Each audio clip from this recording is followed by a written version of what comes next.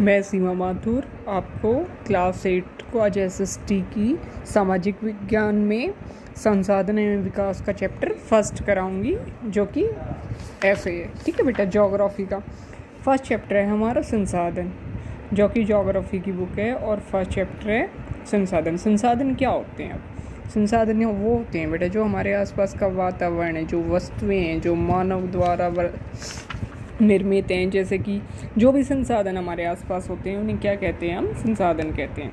अब इससे आगे बढ़ा जाए तो संसाधन वो चीज़ होती हैं जो हम डेली यूज़ में हम अपनी यूजेस भी करते हैं। ओके, और जिनकी खोज की, आविष्कार की है, वो सभी क्या होते हैं?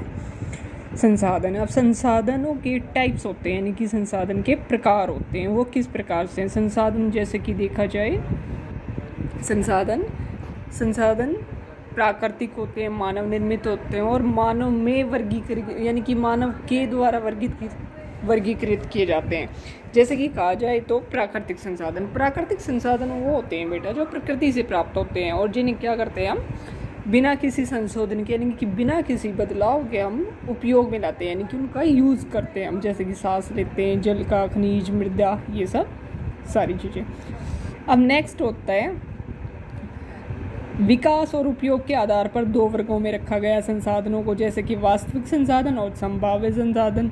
अब वास्तविक संसाधन वो होते हैं जो जिनकी मात्रा क्या होती है? हमें ज्ञात होती है, जिनकी क्वांटिटी हमें क्या होती है बेटा? ज्ञात होती है, और जिनका उपयोग हम करते हैं। ठीक है, जैसे कि जर्मनी के रूर प्रदेश में कोयले हैं। ठीक है, पश्चिमी एशिया में खनिज तेल है।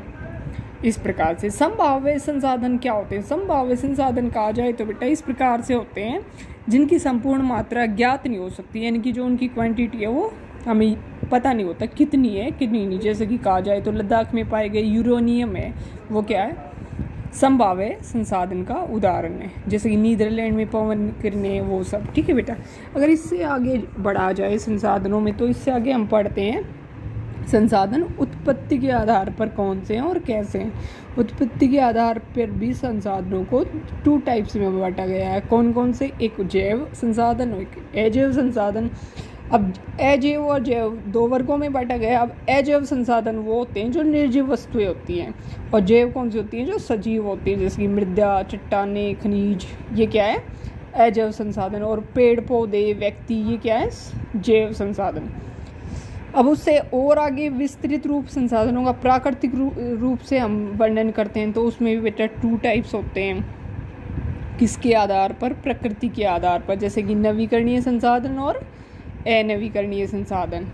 अब नवीकरणीय संसाधन वो संसाधन है बेटा जैसे कि जिन्हें शीघ्रता से हम क्या है बेटा, या पुनः, यानी कि दोबारा से मॉडिफाई, यानी कि पूरित कर सकते हैं। जो क्या है? कोई असीमित, तो बहुत सारे हमारे पास कितने भी हो सकते हैं। ठीक है, और ये जो होते हैं इसमें जैसे कि प्राकृतिक जल स्रोत का लेके चलें, जैसे कि प्राकृतिक जल स्रोतों का क्या है बेटा? सूखना। ठीक है, आज विश्व के क्या है भागों में बहुत बड़ी समस्या है। जो प्राकृतिक जल है, जैसे कि कुछ नदियाँ हैं, कुछ तालाब वो क्या पड़ते जा रहे हैं बेटा? सूखते जा रहे हैं। उनकी रूपरेखा जो है तैयार नहीं होती, उनका रख रखाव नहीं किया जाता, इसी कारण वो क्या है? विलुप्त होते जा रहे हैं। इसी प्रकार से अनवीकरणीय संसाधन है वे संसाधन होते हैं जिनके भंडार क्या है? सीमित है, लिमिटेड है, यानी कि जो हैं वही हैं, उससे अलग नहीं है, उन्हें दोबारा से प्राप्त नहीं किया जा सकता। ठीक है, वो जो नष्ट हो रहे हैं तो नष्ट ही हो रहे हैं। भंडार के एक बार समाप्त होने के बाद उनमें के नवीकृत और यानी कि हजारों वर्ष लग जाते हैं, यानी कि कोई भी ऐसी चीज़ जो एक बार नष्ट हो जाती है तो उसको दोबारा से बनाने में क्या हो जाता है बेटा? हजारों साल लग जाते हैं। जैसे कि कहा जाए तो कोयला, पेट्रोलियम, प्राकृतिक गैसें, ये सब क्या है? अनवीकरणीय संसाधन। बेटा इसी में अगर देखा जाए तो ये चैप्टर मतलब यही है। आगे अगर इसमें हम पढ़ें तो आगे मानव निर्मित संसाधनों के बारे में पढ़ेंगे, वो क्या है? मानव संसाधन कौन से हैं? ठीक है, अब मानव संसाधन विकास क्या होता है? मोस्ट इम्पॉर्टेंट जो कि टॉपिक है वो क्या होता है बेटा? शिक्षा और स्वास्थ्य, जैसे कि लोगों को बहुमूल्य संसाधन बनाने में मदद करते हैं। ठीक है, निर्माण करने में, और बेटे क्या करते हैं? समर्थ होने में, कौशल में सुधार करने में, क्या है? मानव संसाधन विकास कहलाता है। अब आता है संसाधन संरक्षण। इस चैप्टर में अगर देखा जाए तो लास्ट में पढ़ेंगे हम संसाधन संरक्षण। अब ये क्या होता है? अब इसमें क्या आपके चैप्टर में एक जो मोना थी उसने एक बुरा सपना देखा, सपन देखा था, वो उसके बारे में बताती है कि जल ही नहीं रहा, हर जगह क्या पड़ गया, सूखा पड़ गया, ठीक है वो सब। अब संसाधन संरक्षण क्या कहलाता है? संसाधन संरक्षण बेटा कहा जाए तो नवीकरण के लिए समय देना, यानी कि संसाधनों का सत्कर्तापूर्वक उपयोग करना, यानी कि हमें देख परख के हर एक चीज़ को यूज़ करना, ठीक है। और सतत पोषणीय विकास क्या कहलाता है?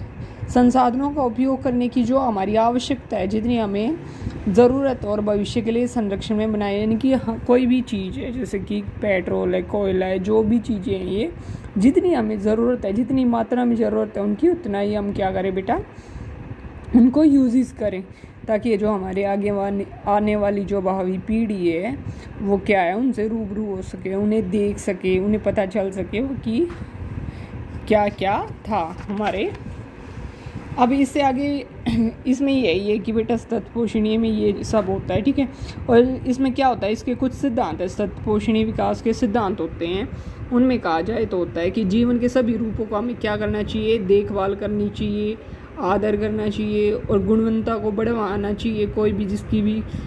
कोई भी मानव जीवन की गुणवत्ता उसको बढ़ावा देना चाहिए। और बेटा आगे कहा जाए तो प्राकृतिक संसाधनों के जो ह्रास हो रहे हैं उनको कम से कम, यानी कि जो वेस्टिंग हो रही है उनको कम से कम करना, पर्यावरण के प्रति व्यक्तिगत व्यवहार करना, अभ्यास में परिवर्तन करते रहना, समुदाय को अपने पर्यावरण की देखभाल करने के योग्य बनाना, यानी कि सभी को फोर्स करना कि वो अपनी पर्यावरण की देखभाल करें, रख रखाव अच्छे से करें।